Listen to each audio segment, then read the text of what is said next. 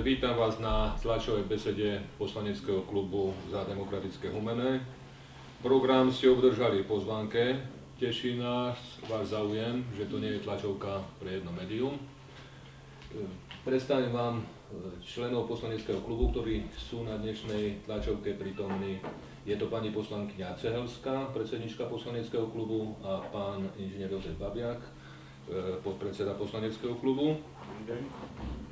Program, ako som už spomínal, ste obdržali. Prešli by sme k prvému bodu zhodnotenie ročného pôsobenia poslancov v mestskom zastupiteľstve s tým, že najprv by som poprosil pánov poslancov o vyjadrenie k tomuto bodu a potom by mohli nasledovať vaše dotazy. Ďakujem pekne. Nech sa páči, pani poslankyňa Cehelská. Keď dovolíte, v mestskom zastupiteľstve sme 6, čo tvorí zhruba štvrtinu. Nie sme žiadni začiatočníci, sme vlastne opoziční poslanci z rôznych strán. Nemáme problém v parlamente mestskom podporiť všetko to, čo je v prospech našich obyvateľov. Keďže verejné zhromaždenia sa nekonajú sa aj z dôvodu toho, že ho môže zvolať len mestské zastupiteľstvo a väčšinový klub Smer SD nemá záujem o zvolanie verejného zhromaždenia, tak volíme takú formu skladanie účtov svojim voličom, aj keď je pravda, že poslanci nefungujú len na mestskom zastupiteľstve, ale v priebehu celého roka, keď nás oslovujú občania, respektíve keď my sa zapájame do diania v meste. Práca v opozícii je veľmi ťažká, informácie získavame pracne, nech podáme akýkoľvek dobrý návrh, nie je v mestskom zastupiteľstve schválený, lebo funguje palec dole. Nepoznáme dopredu termíny mestských zastupiteľstiev, materiály na MSZ dostávame pár dní pred zastupiteľstvom, mnohé sú nekvalitne pripravené, v dôvodových správach chýbajú analytické časti, niektoré materiály ani neprechádzajú komisiami mestského zastupiteľstva. Pri voľbe členov komisí, ktoré sa konštituovali hneď v tom prvom roku, teda po novembri 2014, neboli z veľkej miery akceptované naše návrhy, čo sa týka obsadenia komisí ani mestskej rady. Primátorka nás povymieniala v mnohých radách škôl, neviem, či vôbec je mesto, v ktorom to takto funguje, a o členstve v dozorných radách s majetkovou účasťou mesta ani nehovorím. Takže to všetko sa deje v duchu, vyhraj voľby, môžeš všetko. Niektoré veci teraz by som uviedla konkrétne. Dávame do pozornosti kontrolórke mesta plnenie uznesenia dotácie na podporu mládežníckeho športu. Je to uznesenie číslo 25 z roku 2015 z 31.3.2015, kde volejbalový klub Chemes mal dostať dotáciu 21 000 eur na mládež. Jednoducho to bolo schválené uznesenie, nikto nezrušil, je podpísané. Do dnešného dňa volejbalový klub nedostal ani cent, volejbal žiaľ v Humennom skončil, ale mládež odohrala od januára do mája gros svojich zápasov, a či pôjde nejaká recipročná, mala aj recipročná dotácia za to obdobie, či 70%, či 50%, jednoducho to, že volejbal odišiel, neobstojí, pretože toto uznesenie nie je absolútne plnené. Odišla aj futbalová mládež a cez to všetko futbal dostal dotáciu na mládežníkov. Podobne sa to týka aj hokeja. Do dnešného dňa som nedostala odpoveď, kto si na úrade dovolil zmeniť formuláciu uznesenia. Išlo porovnávanie nájomných zmluv zimných štadiónov oproti tomu, čo bolo schválené. Osobne primátorka na zastupiteľstve komentovala, že sa to všetko pozrie, zistí, dostanem odpoveď. Do dnešného dňa nič. V podstate od júna čakám na túto odpoveď. Čo sa týka kontrolórky, volí ju mestské zastupiteľstvo a v prvom rade by mala byť nápomocná mestskému zastupiteľstvu. My však máme pocit, že funguje ako poradný orgán primátorky mesta. Ani jeden z našich návrhov do plánu kontrolnej činnosti neprešiel. Čo sa týka iného problému, ako bolo naložené napríklad s petíciou za zníženie nájmu na Komenského. Kontrolórka skonštatovala, že spĺňa všetky náležitosti petície a mestské zastupiteľstvo sa ňou má zaoberať. Do dnešného dňa sa zastupiteľstvo nezaoberalo a my dve s pani Barančíkovou sme boli obvinené, že sme si na Komenského robili predvolebnú kampaň. My sme dávali aj návrh do plánu práce zastupiteľstva, samozrejme neschválený. Iná problematika správe rekreačných a športových zariadení po odchode pána riaditeľa Ducka je už 4. poverený človek, riaditeľ respektíve riaditeľka.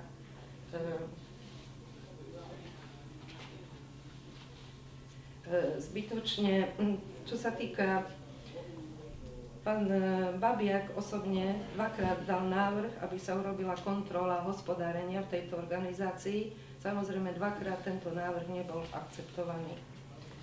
Čo sa týka chodníkov a ciest, viackrát sme žiadali, aby sa každoročne opravovali chodníky, cesty, aby sa každoročne schválil nejaký menovitý zoznam oprav chodníkov a ciest. Posledné roky jednoducho sa to nepredkladá, komisia výstavby zasada málo, pokiaľ mám informácie, posledné zasadnutie komisie výstavby bolo v máji minulého roku a predsedom komisie je pán zástupca primátorky. Keď som pozerala tlačovú besedu primátorky teraz v pondelok, tak vyznelo tam, že pomaly budeme čakať pasportizovať zase chodníky, cesty a zase asi 2-3 roky budeme čakať a pred voľbami predpokladáme, že sa spustia opravy chodníkov a ciest. A za účasti cudzích firiem.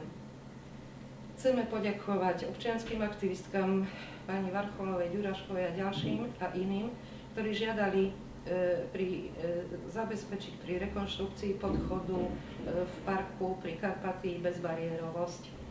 Podarilo sa, takže sme radi, že našli sme takéto aktivistky a bolo to zapracované.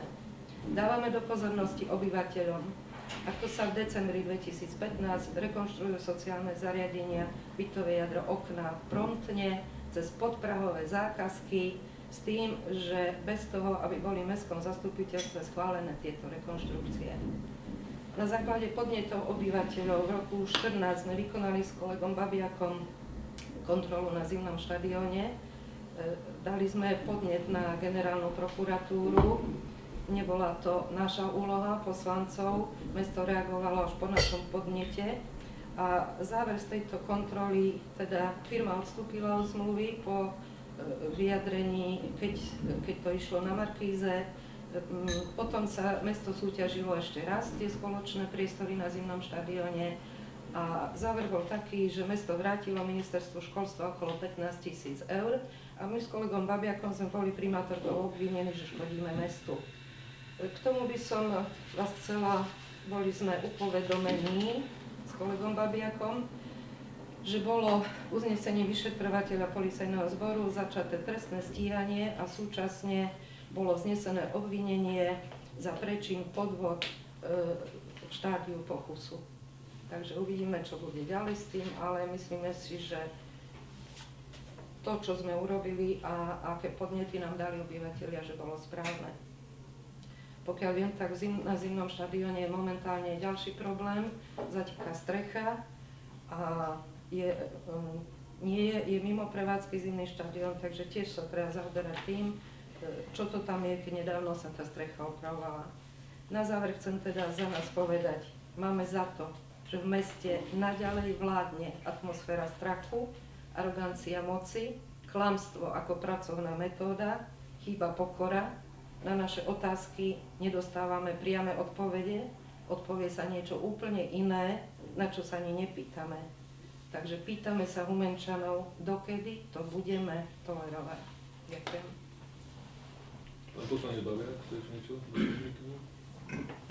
Ja len k tomu zimnému štadiónu, lebo je to aktuálna téma. Vlastne ten podnet, ktorý sme dávali my, mal dať niekto iný, kto má na starosti správu mestského majetku. A keď si zoberieme, že koľko vlastne mesto na základe nájomnej zmluvy poskytlo nájomcovi vo forme dotácií na prevádzku, údržbu zimného štadióna a na rozvoj hokeja, tak je to dosť zarážajúce číslo, lebo od mája 2013 do koncu roku 2015 dostal nájomca od mesta 460 000 eur. A možno, že urobíme druhý poslanecký prieskum, tak ako sme urobili vtedy s pani Cehalskou, a pôjdeme sa pozrieť na štadión, ako to tam vlastne vyzerá a či tie prostriedky, ktoré mesto poskytuje nájomcovi, sú skutočne využívané na ten účel, na ktorý majú byť. My vieme o tom, že roľba už tam nie je tá pôvodná, museli si požičať roľbu z Michaloviec, aby vôbec mohli prevádzkovať a využívať ľadovú plochu, že možno ani na mládežnícky hokej, ktorý mal dostať neobvykle veľa peňazí z tejto dotácie, tak ani ten mládežnícky hokej nefunguje tak, ako by mal a najlepší hokejisti v týchto kategóriách odchádzajú trénovať a hrať do iných blízkych klubov, kde tie podmienky sú lepšie. To znamená, vyvstáva tu otázka, či za prvé mesto si plní kontrolnú úlohu vo vzťahu k nájomcovi, či všetky ustanovenia zmluvy o nájme zimného štadióna sú naplňané tak, ako je to tam napísané. To je, myslím si, úloha pre pani kontrolórku. Či sa realizujú veci z prílohy číslo 4 tejto zmluvy, kde sa hovorí, čo všetko má nájomca urobiť v priebehu doby nájmu. A či teda aj činnosť hokejového klubu ako takého, teraz už nehovorím o nájomcovi, ale priamo o hokejovom klube, je taká, že ten rozvoj mládežníckeho hokeja je zabezpečený v príslušnej kvalite. To, že ten stav je taký, myslím si, padá tak trošku aj na hlavu človeka, ktorý je priamo v riadiacich orgánoch tohto klubu, ktorý tam zastupuje mesto, a to je pán Ždyňák. Myslím si, že mal by odpovedať aj on na to, ako vlastne funguje, aký má prehľad o tom, ako sú prostriedky, ktoré mesto poskytuje, využívané na ten účel a či sú teda využívané na ten účel, na ktorý mesto poskytuje. Keď teraz je problém so strechou, tak my sa pýtame, 60 000 vyfakturoval MHK v januári 2014 k správe rekreačných zariadení za opravu strechy.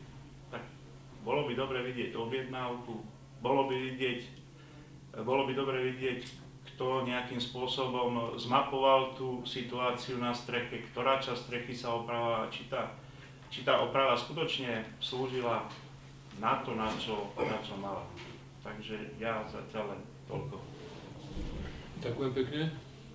Pokiaľ máte nejaké dotazy, nech sa páči.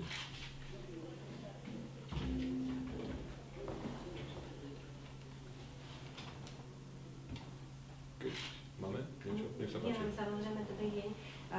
Ja sa chcem opýtať vlastne, v čom vy vidíte ako problém v tom poverovaní, lebo zimný štadión a správa rekreačných a športových zariadení trošku spolu súvisia, alebo viac menej súvisia. V čom vy konkrétne vidíte vlastne problém v tom, že nie je menovaný, naposledy teda bol pán Ducko riaditeľ, že nie je menovaný jeden riaditeľ na nejaké celé obdobie, ale že sa stále opakovane poverujú riaditeľia. Ide predsa o organizáciu, ktorá spravuje majetok vo veľkej hodnote. Takže v čom vy vidíte problém? Lebo niekto môže povedať, že to problém nie je. Je to problém riadenia. Ak si pozriete na systém riadenia pani primátorky Humenom, a ten sa netýka len správy rekreačných zariadení. Keď si pozriete škôlky, kde sú takisto poverované riaditeľky na určité obdobia, najprv na 6 mesiacov, potom ďalej. Ten istý systém funguje aj na správe rekreačných a športových zariadení. Už tu pani Cehovská hovorila, že je tam 4. človek, ktorý je poverovaný. A myslím si, že z hľadiska riadenia to určite nie je dobré riešenie. Pretože ten človek vlastne je každú chvíľku odvolateľný a myslím si, že v tom je princíp celého riadenia pani primátorky, že chce mať teda pod kontrolou ľudí týmto spôsobom, lebo ich poveruje a kedykoľvek ich môže odvolať. Ak by tam bol riaditeľ schválený mestským zastupiteľstvom a následne vymenovaný, už nie je možné ho tak jednoducho odvolať. Jednoducho to je kompetencia, ktorá patrí mestskému zastupiteľstvu a mestské zastupiteľstvo by následne muselo na návrh napríklad pani primátorky, ak by boli naplnené zákonné dôvody na odvolanie tohoto človeka, schváliť alebo neschváliť jeho odvolanie. Tak tu je, myslím, pes zakopaný a rozhodne to neprospieva riadeniu týchto organizácií A keď hovoríme konkrétne o správe rekreačných a športových zariadení, tak si myslím, že aj poverení riaditelia nesú zodpovednosť za stav, ktorý je na zimnom štadióne, pretože tento majetok je v ich správe a ako prenajímatelia by sa mali zaujímať, čo sa na tomto zimnom štadióne z hľadiska spravovania majetku mesta robí alebo nerobí. No ale zrejme pokyny, ktoré dostávajú, sú také, aby sa do toho veľmi nemiešali. My sme to videli, keď sme boli na tom poslaneckom prieskume 12. septembra 2014, keď sme vyzývali, aby sa zúčastnil tohoto prieskumu aj poverený riaditeľ správy rekreačných ako osoba kompetentná, ktorá teda má čo do toho rozprávať, tak samozrejme nikto sa nezúčastnil. Nezúčastnil sa ani poverený riaditeľ a nezúčastnil sa ani zástupca z odboru výstavby alebo šéfka odboru výstavby, kde by sme mohli aj spolu za ich účastí hodnotiť to, čo sa tam skutočne urobilo alebo neurobilo. Takže podľa mňa v tomto je ten problém. Ja mám ešte ďalšiu otázku. Dnes je 13. januára. Z našich skúseností, kedy vlastne my chodíme na mestské zastupiteľstva do rôznych miest na Zemplíne, vieme, že mestské rady zasadali a zaoberali sa prípravou rozpočtu na nový rok, takisto investičnými plánmi už niekedy od októbra, novembra. Dokonca napríklad mesto Snina si dalo ako svoju prioritu schváliť si rozpočet na nový rok hneď ešte pred ukončením roku 2015. Mňa by zaujímalo, vy ste aj vlastne členovia mestskej rady, teda vy, áno, iba vy sama. Zaujímalo by ma teda, kedy mestská rada sa už pripravovala na to, alebo rokovala o tom, čo bude predmetom teda investičného plánu, aký bude rozpočet. A viem, že u nás v Humennom je to naozaj veľmi netradičné, že mestské rady sa konajú hodinu pred začatím mestského zastupiteľstva. Čiže pýtam sa vás, či tá hodina stačí, aby ste vy mohli sa vyjadriť k takým závažným veciam, ako je rozpočet mesta a k takým závažným veciam, ako je investičný plán. Kedy teda vy máte vôbec priestor sa k týmto veciam vyjadrovať? No ani problematikou investičných akcií, ani rozpočtom sa Mestská rada doposiaľ nezaoberala a tú hodinu a pol pred zastupiteľstvom to je podľa mňa absurdum, pretože rozpočet to je zákon mesta na daný kalendárny rok a jednoducho by mal najprv byť odobrený, respektíve prerokovaný v komisii finančnej, kde je pán Babiak, a potom v Mestskej rade. A to, že tie Mestské rady sa nekonajú týždeň, 2 týždne pred zastupiteľstvom, ako je bežné v iných mestách, považujeme za ďalší precedens, pretože na tej Mestskej rade pomaly všetkým je všetko jasné, a len pán Babin, respektíve ja sa pýtame. Hej? A ostatní, v podstate ďalší sú všetci členovia Smeru, SD a tým pádom tá Mestská rada, neviem, či tam plní nejakú vôbec funkciu takú, ako by mala. Takže mne sa to nepáči, pretože predtým na tej Mestskej rade sme materiály predrokovali, žiadali sme nejaké doplnenia, vysvetlivky, zmeny. Bolo 2 týždne na to, aby to ten Mestský úrad pripravil, odobril, predložil a potom už na zastupiteľstvo išiel materiál tak v takejto podobe. Tu sa to nedeje, hodinu a pol pred zastupiteľstvom. To je absurdum toto. Ešte sa chcem opýtať teda, kedy bol naposledy mestské zastupiteľstvo a že či vy dnes 13. januára už poznáte termín, kedy bude zastupiteľstvo to ďalšie a kedy by vlastne do zákona aj byť malo, lebo vieme, že každé 3 mesiace by mali poslanci rokovať. Takže aké máte vy vlastne informácie? Ostatné mestské zastupiteľstvo bolo, myslím, 3. novembra roku 2015. Tak ako už pán kolega, myslím, Babiak, alebo pani kolegyňa Celská spomínala, my nemáme nejaký plán konaní mestských zastupiteľstiev, mestskej rady, prípadne ešte tie komisie sem tam nejaké tie plány majú. Ale my nevieme, kedy bude zasadnutie mestského zastupiteľstva a podľa informácií, ktorú máme, že ešte na verejnej tabuli nevisí návrh rozpočtu na rok 2016, ktorý by tam mal visieť minimálne 15 dní, vyzerá tak, že zrejme ani do konca januára, môžu ešte dneska síce vyvesiť to tam, zrejme ani do konca januára asi mestské zastupiteľstvo nebude. To znamená, že mesto ide na provizorium, či január provizorium, neviem, kedy sa to mestské zastupiteľstvo bude konať, ale keď si spočítame, že bolo 3. novembra, čiže myslím, že na neskôršie 3. februára podľa zákona by malo byť.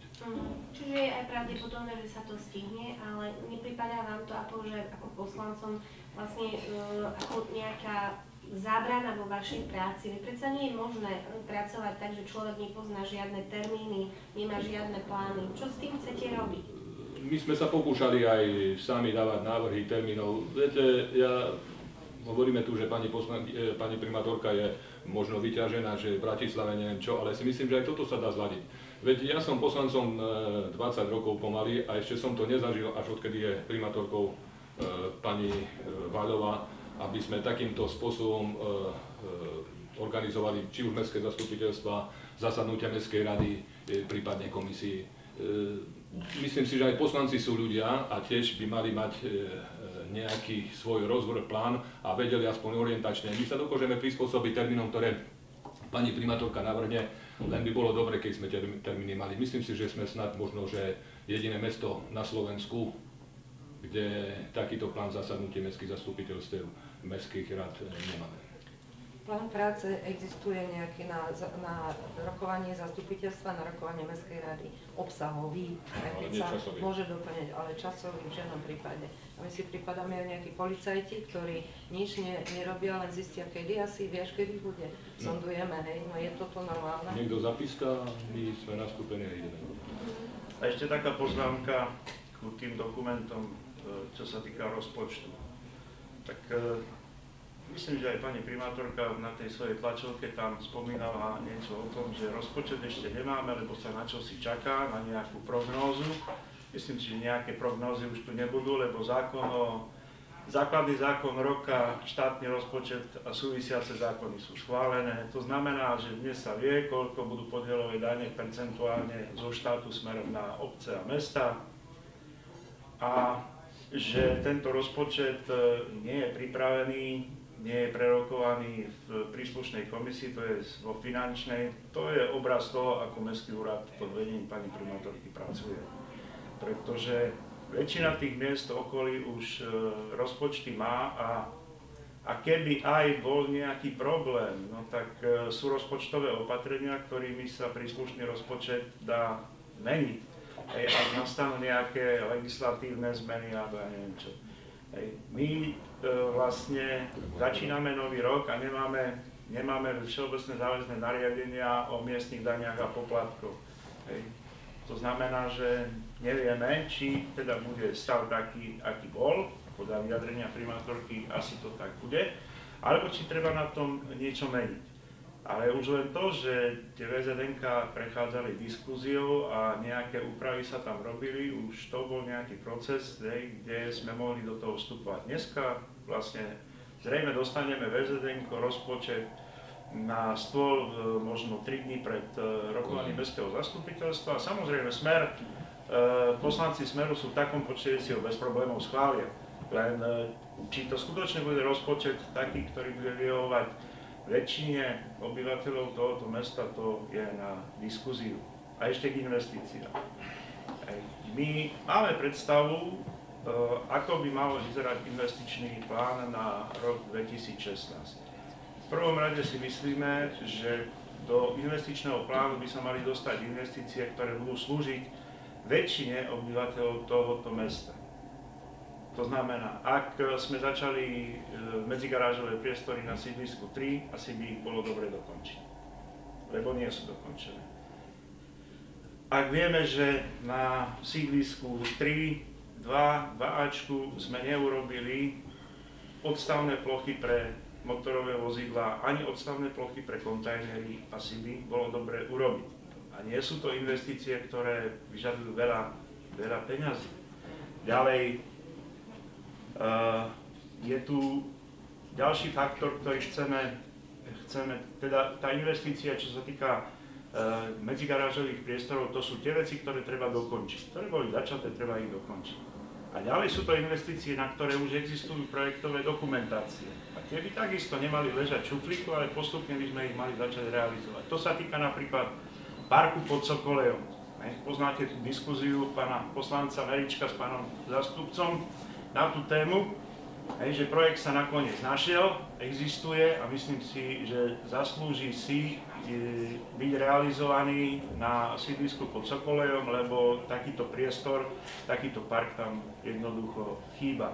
Ďalej my hovoríme o tom, že by sme mali robiť cyklotrasy. Ono sa o nich veľa rozpráva, dokonca je projekt z roku 2008, ale myslím si, že ten projekt nerieši to, čo cyklisti očakávajú od cyklotrasy. To znamená, že treba ho riešiť. Pani primátorka s veľkou pompou nám oznamuje, že najväčšia investícia v roku 2016 bude futbalový štadión a že len 2 štadióny na Slovensku sú tak finančne náročné.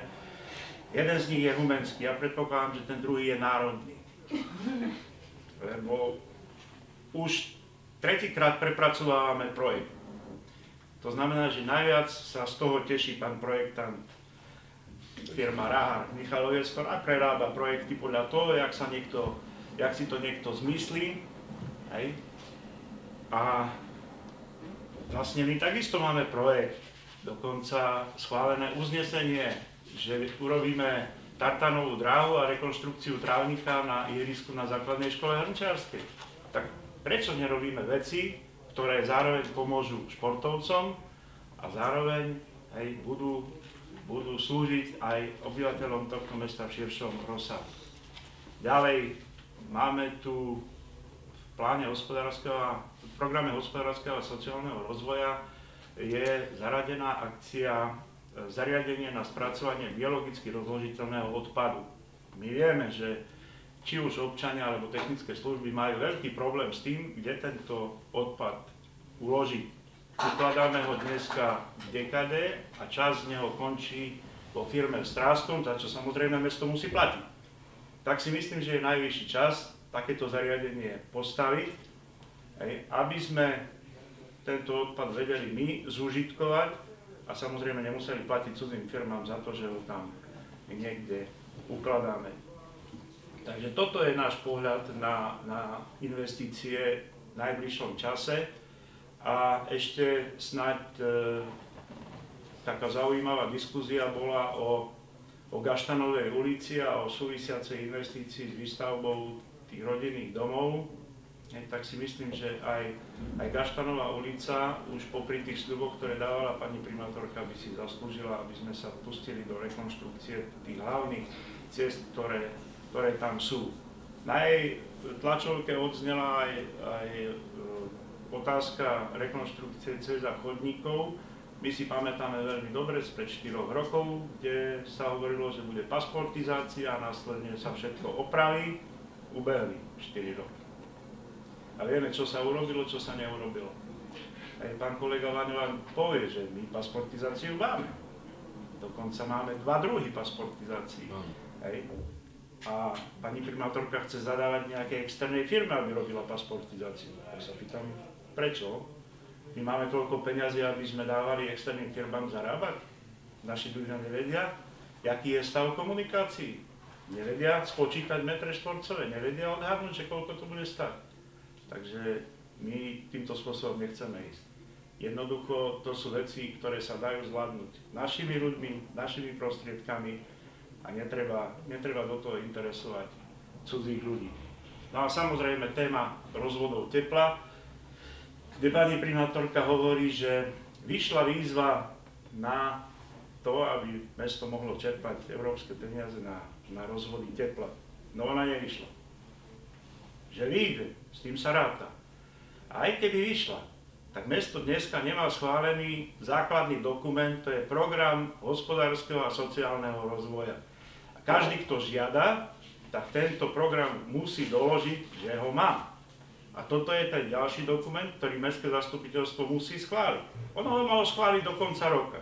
Ale dobre, môže to byť aj tak, že kým budeme dávať prvú žiadosť, tak vtedy už ten program hospodárskeho a sociálneho rozvoja musí byť schválený mestským zastupiteľstvom.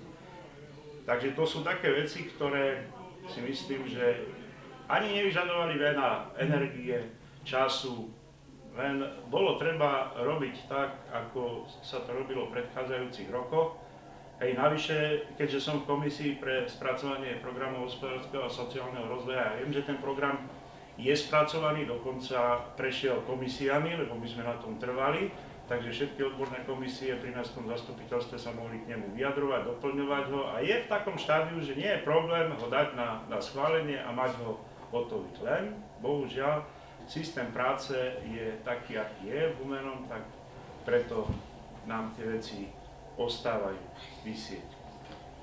Keď dovolíte, doplním, firma Rahar 14.9. Projektová dokumentácia pre realizáciu stavby, rekonštrukcia futbalového štadióna 2., 3. a 4. etapa 22 800 eur. Vy ste boli informovaní, pretože pamätám si, bola jedna, nemôžem to nazvať tlačová konferencia, keďže pani primátorka sedí s jedným redaktorom a s jedným kameramanom bez účasti iných médií. Čiže bolo také vystúpenie v miestnej televízii, kde ona povedala, že keď sa robila prvá etapa, že sa nebude búrať tribúna, lebo ona si postavila hlavu. Teraz sme sa dozvedeli v pondelok, že tribúna sa búrať musí, lebo je v havarijnom stave. Takže chcela by som sa opýtať vás ako poslancov, ako vy ste informovaní, teda vieme, že bola zverejnená faktúra za geologický prieskum, ktorý sa tam konal, čiže aké informácie sa dostávajú o tom k vám, pretože taká veta jedna, že tribúna nebude sa búrať, ale 3 mesiace veta, že je havarijný stav a búrať sa musí, tak čo to vlastne znamená pre vás, čo ako poslanci vy s tým môžete robiť, lebo my ako občania si to vypočujeme v televízii. Čo sa týka tribúny, k tomu boli zvolané nejaké rokovania. Ja som sa ako člen komisie pre majetkovú činnosť, majetkovú a podnikateľskú činnosť zúčastnil. Myslím si, že aj komisia pre výstavbu mala takéto stretnutie za prítomnosti mesta, a odboru výstavby a projektanta. Je fakt, že tá tribúna je ozaj v hroznom stave, lenže keď chceme tú tribúnu zbúrať, tam sú potrebné ďalšie finančné náklady na to búranie. Nepamätám si presne, ale myslím, že cez 100 000 tam vychádzalo na ďalšie búracie práce. Keď zoberieme, že už takmer 500 000 sme dali za búracie práce štadióna, plus dajme tomu, že ešte tých 100 000 by sa dalo, čiže my vlastne dáme 600 000 eur len na to, aby sme ten štadión zbúrali. Má mesto pravdu v tom, že ozaj tá tribúna je v hroznom stave. Ja si myslím, že pokiaľ by ten štadión sa mal robiť ako celok, bolo by dobre, keď sa tá tribúna zbúrala. Len teraz viete, je ďalšia vec. Najväčšia akcia na budúci rok, tu bolo spomínané, Humene hraje nejakú súťaž 5., či 6., či 7. ligu. Hraje tu s dedinami, ako je Ptiče, ja tým dedinám nič neberiem, ale si myslím, že neviem, že pre koho ten štadión bude slúžiť, lebo boli časy, keď nielen futbal, ale iné športy v Humennom kvitli. Teraz môžeme povedať, že je veľký útlm športu v Humennom, to pociťujeme aj my ako diváci a fanúšikovia športu. Vieme dobre, že futbal prakticky funguje len na úrovni nejakých dedín. Volejbal absolútne, čo bola pýchou, volejbal bol pýchou nielen mesta, ale celého Slovenska, lebo si myslím, že tak vybudovaný klub, ako bol volejbalový klub na Slovensku, neexistoval a dlho existovať nebude. Takže škoda, že sme zničili to, čo fungovalo. Hokej je v takom stave, akom je. Ťažko povedať, či v ďalších rokoch Humene bude prvú ligu hrať, pretože už aj záujem divákov si myslím, že proti tomu bol z začiatku podstatne klesa a na posledných zápasoch len do tých 500 ľudí, keď príde na ten hokej, tak to je až.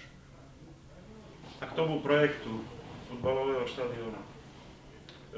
Ja predpokladám, že väčšina poslancov nevie o tom, ako to prebieha. Tak už bol projekt spracovaný, raz som tu už o tom rozprával, ten prvý projekt na rekonštrukciu. Hej. To bola tá krásna maľovánka predvolebná. Dobre, bola to štúdia. Potom bol projekt. Projekt bol spracovaný na kapacitu divákov 4 000 a jeho rozpočtový náklad bol 2 560 000. Aj to si myslím bol projekt, kde ešte hlavná tribúna stála, to znamená, že potom prišiel ďalší projekt, ktorý dneska je na Mestskom úrade, na odbore výstavby, ja som ho videl. Tam už sú len 2 tribúny na dlhších stranách, na krátkych stranách tribúny nie sú, kapacita je 1900 divákov, Rozpočtový náklad mi pani vedúca odboru nechcela prezradiť, lebo ten vraj bude predmetom verejného obstarávania, hej, tak aby som náhodou neprezradil nejaké tajomstvo, aj keď tajomstvo nejaké by mi ani ona neprezradila, lebo ak sa ide súťažiť verejnou súťažou, tak sa musí povedať predpokladaná cena. Čo je ale pozitívum, že tento nový projekt už uvažuje s normálnym ihriskom s umelou trávou. To znamená, že už celé sa to v tom priestore poposúvalo tak, aby vzniklo jedno normálne ihrisko s umelou trávou. Je pravda, že na úkor tej malej trávy, ktorá tam je. Takže jedno veľké ihrisko s hrácou plochou, ktorá sa neposúvala, 1900 divákov, ihrisko s umelou trávou, s normálnymi rozmermi a malé ihrisko rozcvičovacie, na ktoré už je myslím, projekt hotový a je tam žiadosť aj o dotáciu z úradu splnomocnenca, myslím, pre šport, rozpočtový náklad tohoto ihriska by mal byť nejakých 96 000. Takže to je stav, ktorý dneska asi je. Z celého toho je najdôležitejšie to. Komisia výstavby o týchto projektoch nemá šajn. Keďže od mája nebola zvolaná, poslanci, ktorí by to mali pripomienkovať, dať nejaké návrhy, o tom vôbec nevedia. To je prvá vec. Teda kto rozhoduje o tom, či to bude pre 4 000, či to bude pre 1900, či to bude s takým ihriskom, alebo kto o tom rozhoduje? My nevieme, ale ja predpokladám, že to je len jedna pani a jeden pán, ktorí majú tú kompetenciu, teda oni si ju zobrali, že oni budú rozhodovať, ako to bude vyzerať. No, ja si myslím, že to nie je správne, pretože asi nikto im takúto kompetenciu nedal a keďže je tu 24 poslancov a niektorí si myslím, že tomu aj dosť rozumejú, tak si myslím, že o tom by mali rozhodovať aj poslanci, hlavne keď sa to týka následne zdrojov financovania takejto investičnej akcie. Pretože mesto Humene, ak tento štadión chce pani primátorka vybudovať do konca tohto roka, tak to z vlastných prostriedkov neutiahne. A bude na to potrebný úver a to už je zase ďalšie úverové zaťaženie tohoto mesta. A pripomínam, že od roku 2000, od 1.1.2017 ministerstvo financií sprísnilo kritéria pre obce a mesta z hľadiska čerpania úverov a následného krytia. To je to percento tých 60. Tam už tie podmienky sa od 1.1.2017 sprísňujú a myslím si, že Humene zo 4% úverovej zaťaženosti preskočilo až do 24 a keď tento vývoj bude pokračovať, tak asi to zaťaženie bude ďaleko vyššie. Takže tu je ten problém, že nie poslanci, nie komisie, ale niekto rozhodne o tom, že raz je to tak a raz je to tak. To isté je aj s investičnými akciami. My nevieme, že na Mierovej materskej školke je oprava za 34 000. Nikdy sme to neschvaľovali. A zrazu vidíme faktúry, vidíme objednávky, vidíme zmluvy. Tak kto o tom má právo rozhodovať? A tu je zase to, čo hovorila pani kolegyňa Cehelská. Kde je naša pani kontrolórka? Ako ona vlastne kontroluje, že je to tak? Keď skonštatovala v záverečnom účte za rok 2014, že všetko je OK, a zrazu MHK je dlžný mestu 160 000 k 31.12.2014 a dotáciu dostal viac ako 300 000. No výborné. To znamená, že niekto je nám dlžný 160, o to sa nestaráme. Ale dotácie veselo dávame. Až tohto roku 2015 sa tá situácia tam už trochu znormalizovala. Ale ten stav 31.12. si môžete overiť. Ten tam taký bol, jednoducho. Dotácie dostal klub za rok 2013 114 000, za rok 2014 197 000 a dlžný bol mestu 160 000. Humenom to je... Ešte, ja keď sa môžem opýtať, v tom vystúpení pani primátorky bolo povedané, že mesto bude rekonštruovať rozvody tepla z európskych peňazí. A mňa by zaujímalo, že či existuje uznesenie mestského zastupiteľstva o tom, že to tak bude, pretože je to tiež informácia, ktorá je pre človeka, ktorý chodí na mestské zastupiteľstva nová, lebo viem o tom, že nikdy o tom zastupiteľstvo nerozhodovalo. Je to tak, alebo sa mýlim, alebo spím na tom zastupiteľstve, potom sa zobudím pred televíznou obrazovkou, keď sa to dozviem? Rekonštrukcia rozvodov tepla je téma, ktorú my otvárame každý rok pri schvaľovaní rozpočtu. Viete, že ten mechanizmus je taký, že mesto inkasuje od Humenskej energetickej spoločnosti nájom za rozvody a ten nájom by sa spätne mal vrácať do rekonštrukcie rozvodov. Od roku 2011, vtedy ešte nejaká čiastka bola zrealizovaná, odvtedy sa neinvestovalo do rozvodov nič. A pokiaľ sa týka, to znamená, že najprv by mal byť ten proces taký prirodzený, že ak na to máme prostriedky, tak ich na to použijeme. Robia to iné mestá. Videli ste to v Medzilaborciach, kde zrekonštruovali za rok celé rozvody. Michalovce majú presne ten istý systém, myslím si, že v niektorom regionálnom denníku o tom písali, že Michalovce presne ten istý systém používajú, že majú spoločnosť, ktorá má prenajaté rozvody, ona im platí nájom a spätne tie peniaze idú do rekonštrukcie s tým, že samozrejme ešte sa tam nejaké peniaze doložia, aby sa povedalo, že tohto roku ideme robiť toľko, tak aby to malo nejaký ucelený charakter. Humenom to tak nie je v tých posledných rokoch. Pritom mesto zinkasovalo milión eur od Humenskej energetickej spoločnosti, do rozvodov nedalo ani cent.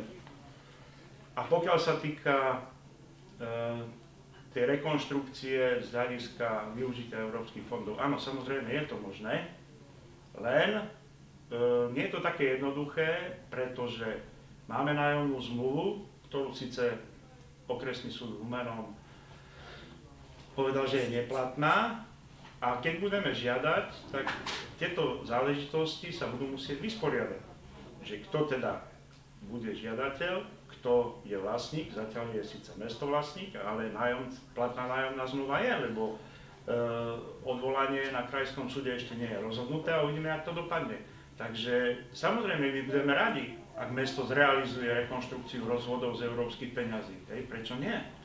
Len nebude to zrejme také jednoduché pri tých vzťahoch, ktoré dnes existujú medzi mestom a Humenskou energetickou spoločnosťou.